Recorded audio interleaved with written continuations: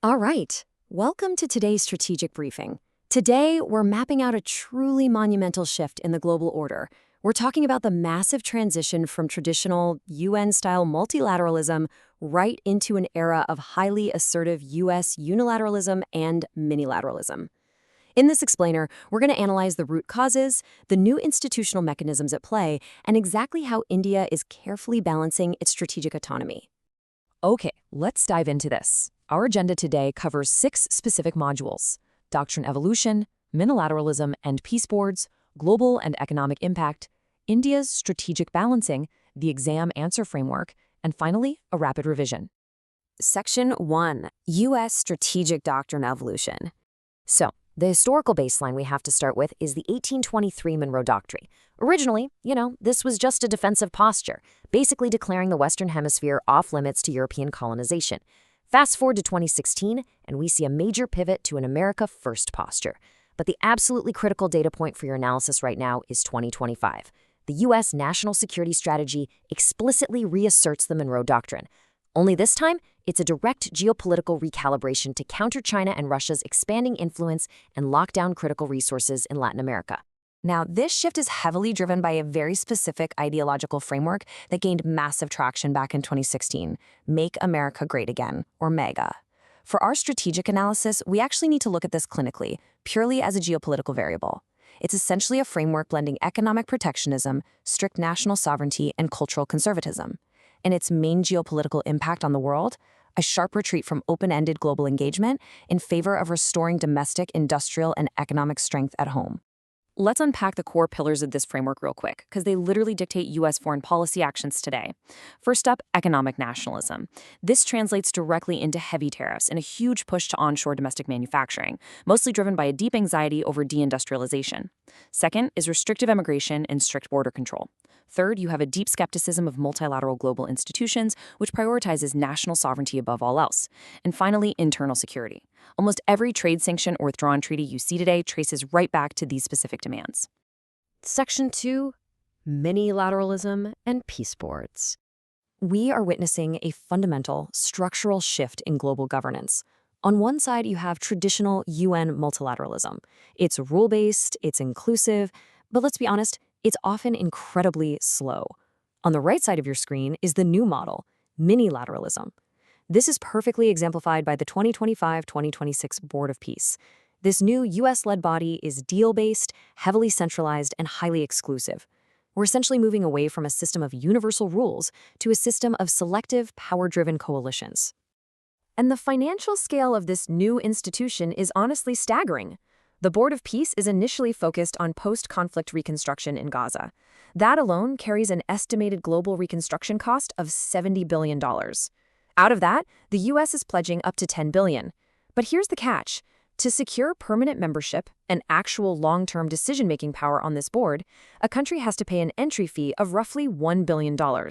It is a highly transactional, literal pay-to-play architecture.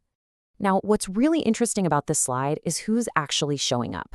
Out of 60 invited nations, only about 25 have joined as members. This includes states like the UAE, Saudi Arabia, and Indonesia, which clearly indicates a deal-based alignment.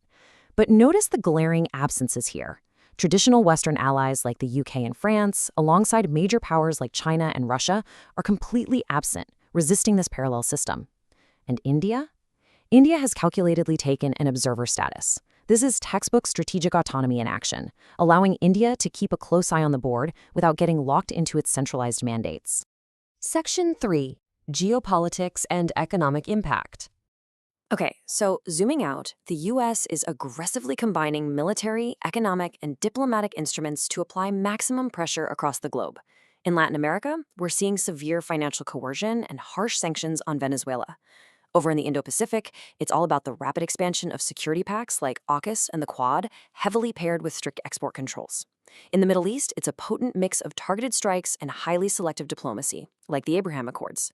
And in Europe, immense, unprecedented pressure on NATO allies for burden sharing, right alongside those heavy sanctions on Russia.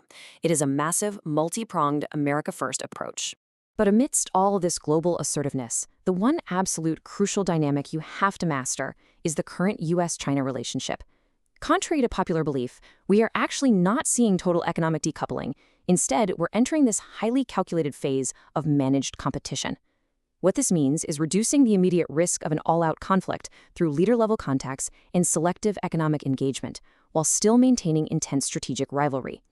Grasping this partial re-engagement is vital because it completely dictates how global supply chains are going to reconfigure in the coming years. Section 4. India's strategic balancing approach. Let's move to and see how this all builds into a direct 4-step strategic balancing act for India. Step 1. Preserve strategic autonomy. You engage with the U.S., sure, but you absolutely avoid overdependence. Step 2.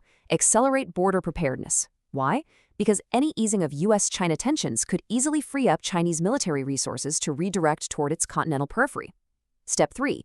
Build tech competitiveness to guarantee a secure place in these shifting global supply chains. And Step 4. Expand regional diplomacy. India has to build middle power networks to avoid getting caught in a unipolar regional tilt. If you really want to drill down into the actionable metrics of this strategy, here they are. Militarily, India must sustain ISR, that's intelligence, surveillance, and reconnaissance, along the line of actual control, always ensuring official map boundaries are fiercely protected. At the exact same time, India has to significantly enhance maritime surveillance down in the Indian Ocean. Economically speaking, the ultimate defense against shifting global supply chains is scaling up domestic capabilities. We're talking semiconductors, electronics, and AI. Diplomatically, it means networking heavily with ASEAN and West Asia, while pragmatically engaging China on trade and border stability just to keep the risk low. Section 5. Exam answer writing framework. So the crucial point for you is how to logically structure this analytical framework under pressure.